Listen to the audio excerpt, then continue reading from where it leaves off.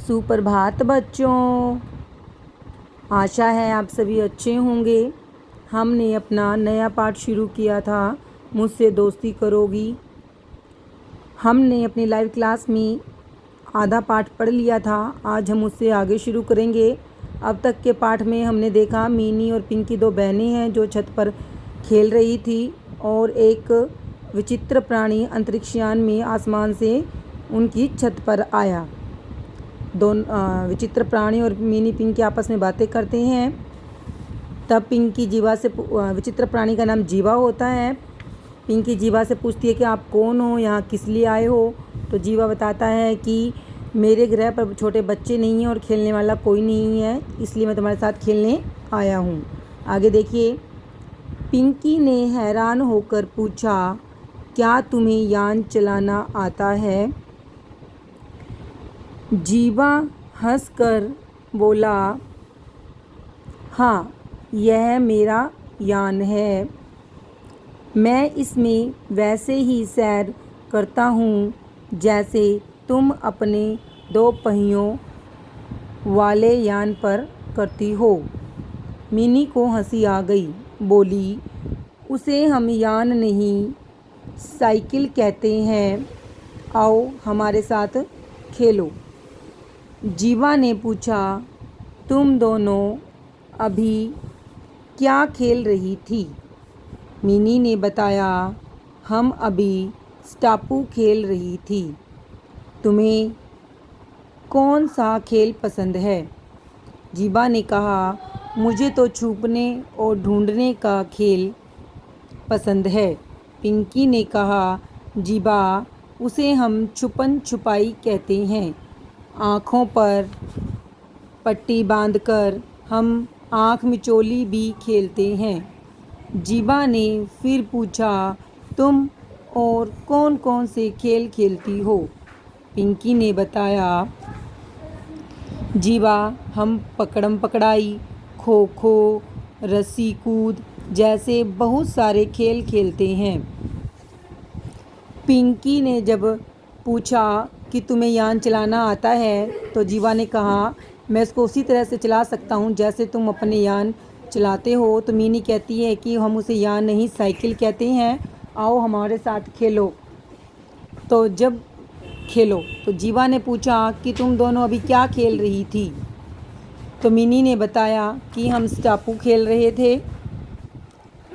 तो मिनी पूछती है कि तुम और कौन कौन से खेल खेलते हो? पिंकी ने कहा, हम छुपन छुपाई, आँखों पर पट्टी बांधना, पकड़म पकड़ाई, रस्सी कूदना, खो खो जैसे बहुत सारे खेल खेलती हैं। इतने में मिनी और पिंकी की माँ आइसक्रीम लेकर आ गई। उन्होंने अपनी बेटियों को एक विचित्र प्राणी के साथ खेलते देखा। वह बहुत डर गई। पिंकी ने उन्हें जीवा के बारे में बताया। माँ जीवा से मिलकर बहुत खुश हुई। उन्होंने तीनों को आइसक्रीम दी। जीवा को आइसक्रीम बहुत अच्छी लगी। मिनी, पिंकी और जीवा जब बातें कर रहे थे तो इतनी देर में उनकी माँ भी आइसक्रीम लेकर आ गई और पिंकी ने अपनी माँ को जीवा के बारे में सारी बातें बताई तो माँ खुश हुई और माँ ने जीवा को भी आइसक्रीम दी। ये देखिए पिक्चर में दिखाई दे रहा है। आइए इससे आगे पढ़ते हैं।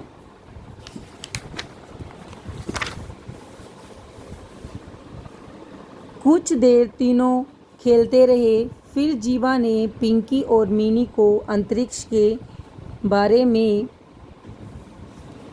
नई नई बातें बताई। मिनी ने पूछा, जीवा, क्या तुम चांद पर बैठी बुढ़िया और सफ़ेद खरगोश से मिले हो? यह सुनकर जीवा हंसने लगा। उसने कहा, मिनी, चांद पर कोई बुढ़िया नहीं रहती। वहाँ न तो हवा है न पानी है, इसलिए वहाँ न पेड़ पौधे हैं और न जीव जंतु। वहाँ केवल बड़ी बड़ी चट्टानें और गड्ढे हैं। सूरज की रोशनी के कारण ही चांद रात में चमकीला दिखाई देता है। मिनी और पिंकी ने बड़े ध्यान से जीवा की बातें सुनी। तीनों खेल रहे थे तो जीवा ने पिंकी और मिनी को अंतरिक्ष के बारे में बहुत सारी बातें बताई और मिनी के पूछने पर जीवा ने बताया कि चांद पर न तो हवा है, न पानी है, न पेड़ पौधे हैं, वहाँ पर सिर्फ चट्टानें ही चट्टानें हैं और जो चांद चमकता है वह सूरज की रोशनी के कारण ही रात को चमकीला दिखाई देता है। पिंकी और मिनी उसकी बातें बड़े ध्यान से सुन रही थी। रात बहुत हो गई थी। जीवा ने कहा, पिंकी और मिनी, तुमसे मिलकर बहुत अच्छा लगा।